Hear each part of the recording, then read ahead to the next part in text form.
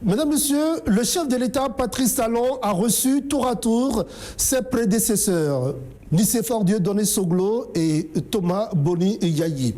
Nous allons d'abord suivre la rencontre avec Thomas Boni Yayi, ancien président de la République, et on revient juste après. Suivez.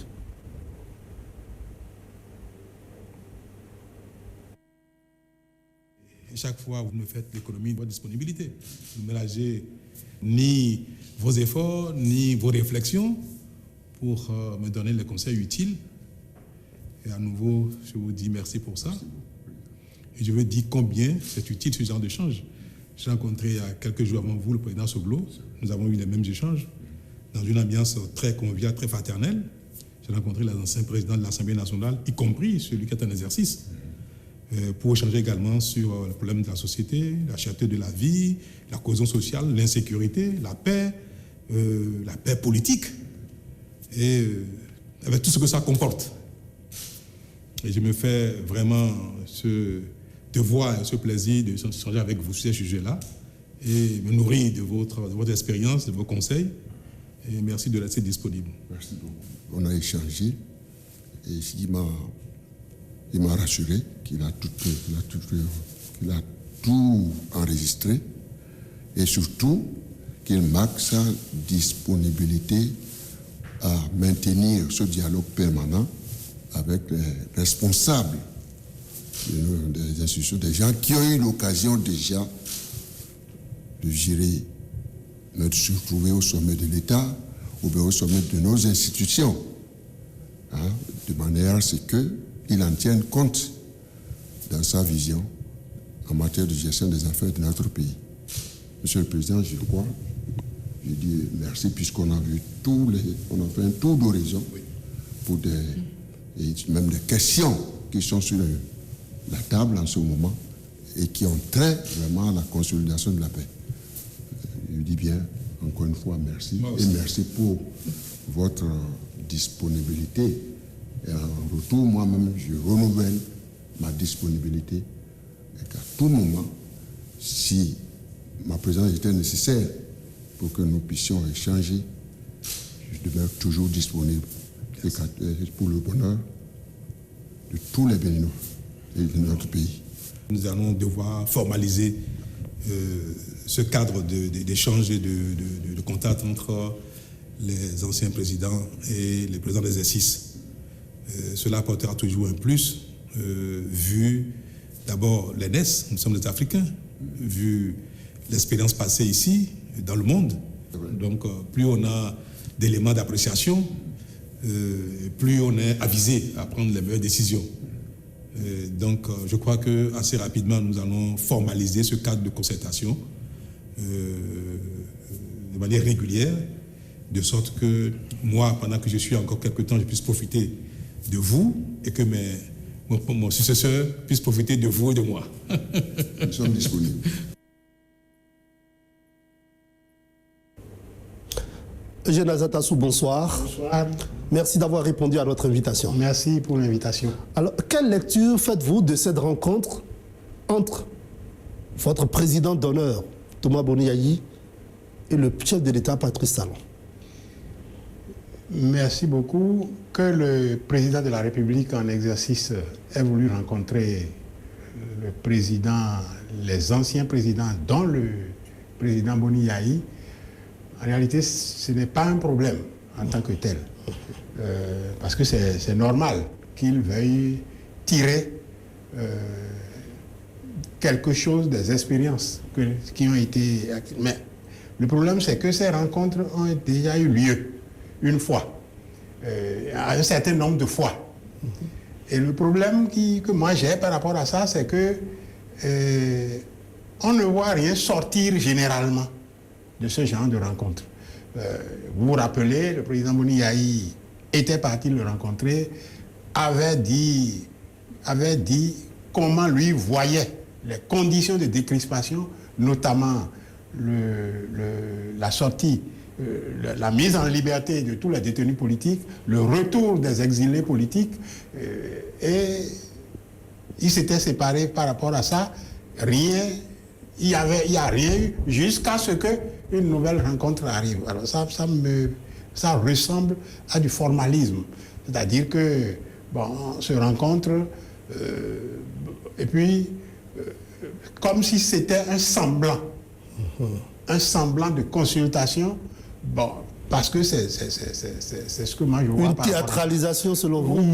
Oui, une théâtralisation pour montrer que on est en train de consulter, on est ouvert, alors qu'en réalité, on ne s'en sert pas pour régler les problèmes qui devraient être réglés. C'est votre point de vue? C'est mon point de vue. Alors, par rapport à ça, je voudrais dire aussi que nous avons donné nos points nous avons fait nos propositions par rapport à la décrispation politique, par rapport à la baisse de la tension qui existe au cette niveau rencontre, politique. Selon vous, entre dans le cadre de la décrispation? Je vais en arriver. Oui. Je pense que il ne faudrait pas que l'on pense que c'est déjà ça, que c'est ce genre d'assises que nous avons souhaité, que c'est ce genre de concertation qui règle ce problème-là. Non. Nous avons dit qu'il y avait un certain nombre de problèmes, notamment la question des élections, la question de la démocratie, la question des libertés, la question même de la vie chère, la question de la sécurité et tout ça, et qu'il faut que toutes les composantes de la nation s'asseyent. Il ne s'agit pas donc de ce genre de concertation, que ce soit avec les anciens présidents de la République, avec les anciens présidents de l'Assemblée, ce n'est pas ça qui règle le problème. Ces genres de concertations ont déjà eu lieu un certain nombre de fois. Vous avez vu en 2019, le président de la République a rencontré les présidents d'institutions quand on allait vers les élections législatives.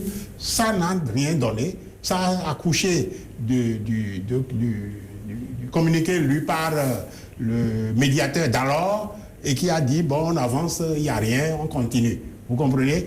Donc, ce n'est pas de ce genre de concertation que nous avons besoin, mais d'une véritable assise nationale qui pose les problèmes de la nation et qui donne la voie pour le règlement des problèmes de la nation. C'est important, pourquoi? Mais parce que il n'y a personne dans ce pays qui peut être intelligent tout seul. C'est ça. Non. Quand on mutualise les intelligences, quand on mutualise les points de vue, on va forcément vers une meilleure solution. Le président Boni Yayi disait, lorsqu'il était encore le chef de l'État, ensemble on est plus fort. Ensemble on est plus fort, et ça je suis totalement d'accord avec ça. Ce n'est pas seulement lui d'ailleurs qui le dit, c'est un adage populaire qui le dit. Ensemble on est plus fort, mais ce n'est pas juste du saupoudrage dont nous avons besoin, c'est véritablement ensemble. C'est le retour au consensus issu de la conférence nationale. C'est ce dont nous avons véritablement besoin dans ce pays actuellement par rapport aux problèmes que connaissent la nation actuellement. Voilà. Penser les plaies et faire table rase du passé. Voilà, et renouer avec la dynamique de la démocratie, des libertés et du progrès. Voilà, c'est ce dont nous avons besoin actuellement. C'est cela que c'est pas cela la rupture? Bon, si c'est rupture d'avec la rupture telle qu'elle est faite là, je suis d'accord. Mais la rupture telle qu'elle était pensée, qui nous a ramenés en arrière par rapport aux questions de démocratie et de liberté, ce n'est pas de cette rupture que dont le peuple béninois avait besoin. Voilà. Le président de la République a dit, au terme de la rencontre avec les anciens présidents de l'Assemblée nationale et de l'actuelle et des anciens présidents de la République, qu'il va formaliser cette rencontre. Que comprenez-vous? Bon, je ne sais pas ce qu'il met dans formaliser. C'est très bien qu'il veuille les rencontrer périodiquement, comme il le fait. Ça a été fait un certain nombre de fois déjà. Bon, s'il veut instituer ça pour que ce soit périodique, si c'est juste ça, il n'y a pas de problème. Mais je voudrais dire que ce n'est pas que lui, ce n'est pas seulement le président en exercice qui a besoin de l'expérience des anciens présidents de la République. C'est tout le peuple béninois, notamment les organisations, les partis. Vous avez vu le président Boni Yayi avec les femmes récemment. Bon, donc c'est beaucoup de monde, c'est beaucoup de gens qui ont besoin de ces partis politiques. Donc il ne faut pas les enfermer dans un carcan et les empêcher de mouvoir. Oui, ces grands hommes-là. Oui, il ne faut pas les enfermer du tout dans un carcan institutionnel et les empêcher de bouger. Il faut qu'ils soient libres, il faut qu'ils puissent communiquer avec les partis, principalement en ce qui concerne le président Boni Yayi, avec son parti, les démocrates. Il est le président d'honneur des démocrates. Il faut qu'il puisse communiquer avec tout le peuple béninois, les associations, tout le monde, de façon à communiquer leurs expériences. C'est des mines d'expérience qu'il ne faut pas étouffer. Donc, c'est exactement le président ça. Boni Yayi, le président Nicéphore Diosdone Soglo, ils sont suffisamment hauts, suffisamment élevés pour ne pas se laisser embrigader. Ça, je le sais. Je le sais, mais c'est juste mon point de vue que je donne, étant donné que vous me l'avez demandé. Donc, ce que vous m'avez demandé, c'est comment je vois cette rencontre. Cette rencontre qui sera formalisée. Oui, cette formalisation de leur rencontre. Je voulais dire que si c'est juste pour dire périodiquement on se rencontre et on se parle, il n'y a pas de problème, mais il ne faut pas les mettre dans un carcan d'étouffement. Mon vice-président, Achade Moureni, avait déjà dit ça d'ailleurs. D'accord. Et je suis totalement d'accord avec ça. Le président les anciens présidents, le président de la République les a rencontrés séparément. Boni Yayi, ensuite Nicéphore Diosdone Soglo, ensuite le président Boni Yayi. Et puis il a rencontré ensemble les anciens présidents de la République et les anciens présidents de l'Assemblée nationale et l'actuel président du Parlement. Certains estiment qu'il ne faut pas limiter cela à rencontrer seulement les anciens présidents de l'Assemblée, les anciens présidents de la République. Non, il faut étendre cela à tous les présidents d'institutions et à tous les anciens présidents d'institutions régulièrement reconnus par la Constitution. Qu'à cela ne tienne, on peut étendre, mais moi je dis, étendu au président d'institution ou pas, ce n'est pas de ça seulement que nous avons besoin actuellement. Nous avons besoin que toute la gouvernance soit remise sur tapis. Cette gouvernance qui conduit à la situation sociale que nous traversons. Cette gouvernance qui a conduit à des privations de liberté. Cette gouvernance qui a étouffé la démocratie. Nous avons besoin de nous rasseoir, que toutes les composantes de la nation se rasseyent. Ce n'est pas seulement les présidents d'institutions, c'est encore moins seulement les anciens présidents de l'Assemblée, les anciens présidents de la République. Non, nous avons besoin que toutes les composantes de la nation se rasseyent pour réexaminer notre vivre ensemble et donner les nouvelles orientations qu'il faut, de façon à ce que, que ce soit n'importe quel président d'institution, qu'on puisse rentrer dans ce canal de façon à ce que nous puissions continuer de faire comme avant, de faire par exemple les élections comme nous les faisions. Mais les élections, c'était la paix. Les élections depuis 90, ce n'est qu'à partir des élections organisées par le pouvoir de la rupture qu'on a vu tout ce qu'on a vu là, avec des morts d'hommes, avec le sang versé, avec les emprisonnements, avec les exils. Ça ne s'était plus jamais revu ici. Par conséquent, c'est un recul énorme. C'est un recul énorme. Et si c'est mis sur le compte de la réforme politique, alors moi je dis, quels sont les résultats attendus de cette réforme pour qu'elle conduise à ça? Elle conduise d'abord à deux partis, à un parti unique, à deux branches au Parlement, un seul de la mouvance au Parlement, et puis qu'elle conduise à des élections de ce type-là. Quels sont les résultats attendus de cette réforme qui conduit à ça? Il y a un problème. Il y a un problème. Et tout ce qu'on a hérité de la conférence nationale, tout a été mis dépiécé, mis en morceaux. Et c'est comme si c'était même fait exprès. Parce que quand vous entendez les turiféraires de la rupture parler de la conférence nationale et des résultats, c'est comme si, il faut tourner dos à ça. Il faut tourner dos à ça et ils opposent ça même à la démocratie. Non, pas du tout. Alors, c'est que ces rencontres-là, ok, d'accord, s'il a besoin de ces expériences pour améliorer, il n'y a pas de problème, il peut le faire, il est libre de le faire et j'espère qu'il en tirera profit. Je ne le vois pas tirer profit de ça actuellement là où je suis, mais j'espère, je ne dis pas que ça ferme l'avenir, c'est peut-être qu'il en tirera profit, mais pour l'instant là, il en tirera profit pour le peuple. Pour le peuple béninois, mais pour l'instant, ce dont nous avons besoin, c'est de nous rasseoir tous. C'est ça. Et de nous parler, de dire,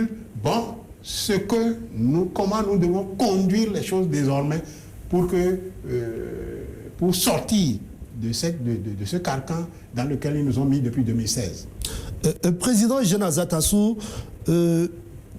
coïncidence, pur hasard ou régulièrement prévu, juste après cette rencontre avec les anciens présidents de la République et les présidents du Parlement, il y a eu hier libération de certains de nos compatriotes.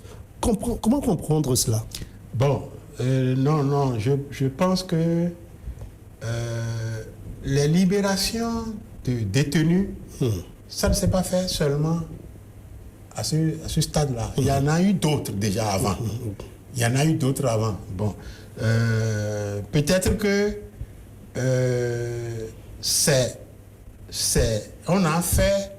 il y a eu un semblant de consultation pour faire des libérations, une poignée de libérations, et montrer aux yeux de l'opinion nationale et internationale qu'on est en train d'avancer vers la décrispation. Non, je suis très content pour les personnes qui ont été libérées.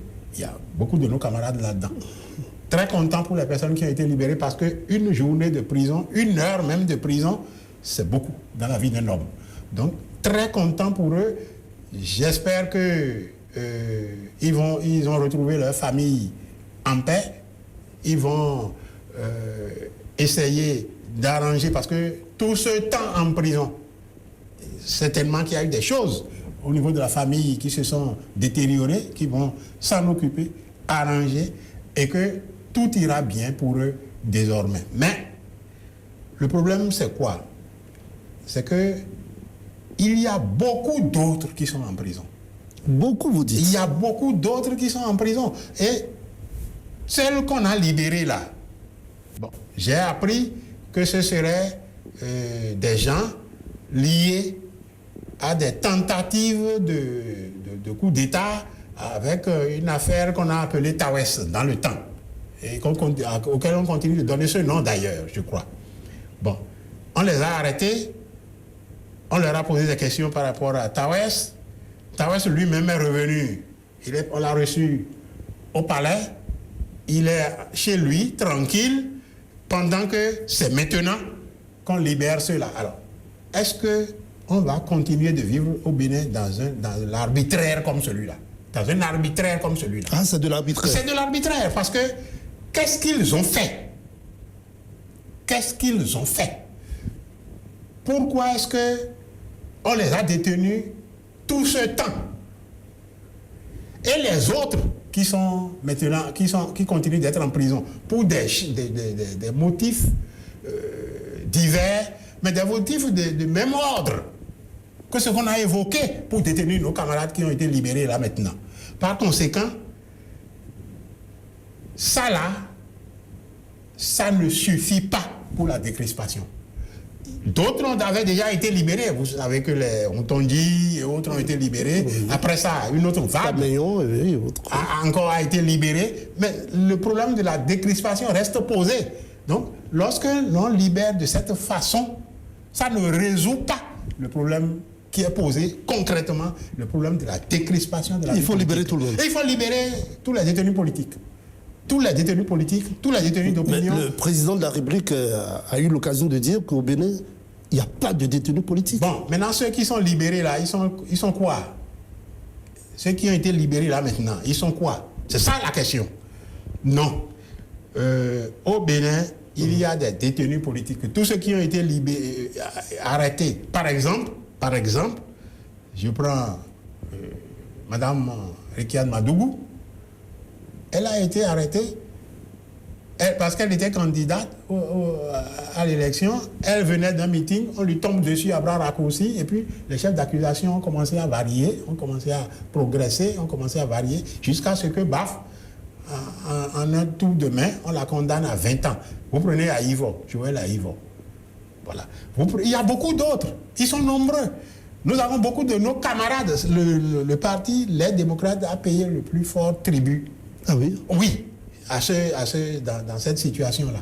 Nous en avons beaucoup qui sont en prison, nous en avons beaucoup qui sont en exil, nous en avons beaucoup qui sont en planque. Par conséquent, si on veut détendre l'atmosphère politique, oui, et ça c'est impérieux avant qu'on ne s'asseye, nous, tous, pour discuter de comment notre vie en commun doit être régie désormais. Si on veut détendre l'atmosphère politique, il faut libérer tous les détenus politiques. Il faut que tous les exilés politiques reviennent. Et que tout le monde, que tous on s'asseye. Je ne sais pas de quoi ils ont peur. Mais la seule chose qui vaille, c'est le Bénin. C'est le Bénin et son esprit. Mais au niveau du PRPB, il était, jusqu'à ce que la loi d'amnistie soit prise, il était dit qu'il n'y avait pas de détenus politiques. Or, on était plein. Dans toutes les prisons, notamment à Segmana, on était nombreux. Mais il était dit toujours qu'il n'y avait pas de détenus politiques. Mais quand le problème s'est posé, le peuple béninois s'est soulevé. Il ne faut pas qu'on en arrive là. Quand le peuple béninois s'est soulevé le 11 décembre 1989, quand il y a eu cette déflagration générale, bon, on a maintenant su qui était détenu politique et qui ne l'est pas. Et la liste a été faite, les détenus politiques ont été libérés. Il ne faut pas qu'on arrive à ces extrêmes avant que les bonnes décisions ne soient prises. Le président Kérékou, bon, c'était la première fois, il est allé à la conférence nationale, mais il est sorti par la grande porte. On l'a réélu président de la République pour 10 ans après, et puis il a fini ses 2 mandats, il est resté tranquillement chez lui, personne ne l'a inquiété. Donc, il faut que nos compatriotes qui nous dirigent actuellement, notamment le président Patrice Talon, il faudrait qu'ils pensent à ça, qu'ils se disent les choses continuent de s'aggraver de par la gouvernance qui est mise en place. Mais il y a un moyen de sortir. Le moyen de sortir, c'est de rassembler le peuple béninois et de dire, bon, voilà, là où j'en suis arrivé, maintenant, qu'est-ce qu'on fait pour sortir de là? Et on va discuter, on verra comment on sort de là, et puis on va reprendre une autre voie. Bon, je ne dis pas que il y aura de l'impunité, forcément. Je ne dis pas ça. Moi, je ne suis pas l'assise nationale. Je ne suis pas l'assise nationale. Je ne sais pas ce dont elle va discuter et ce qu'elle va décider. Mais je dis, dès qu'à un moment donné, c'est vous qui êtes au pouvoir et qui avez demandé que l'on s'asseye, c'est nécessairement un facteur que l'on va considérer en son temps. Et ce sera, si cela parvenait, une grâce pour la société. Monsieur le général Tadassou, nous sommes au terme de cet entretien. Je vous laisse conclure. Merci beaucoup. Non, je voudrais dire à nos camarades qui sont sortis que je suis content pour eux. Je voudrais dire à ceux qui sont encore en prison que leur tour viendra. Nous allons, je vais dire maintenant à l'ensemble du peuple béninois qu'il faut qu'on continue de nous battre. Parce que tout ça là, toutes les pressions qui sont faites et tout ça, c'est du fait que le peuple béninois, de façon diffuse, de façon diverse, de façon difforme, se bat pour sa démocratie, pour les libertés, pour des élections transparentes, équitables. C'est pour ça que tout ça là se fait. Donc, que le peuple béninois continue dans ce sens. Jonas Dassou, je vous remercie. Merci beaucoup. Vous restez avec nous pour la suite de cette messe de l'information. Mais d'abord, c'est la fin de cet entretien.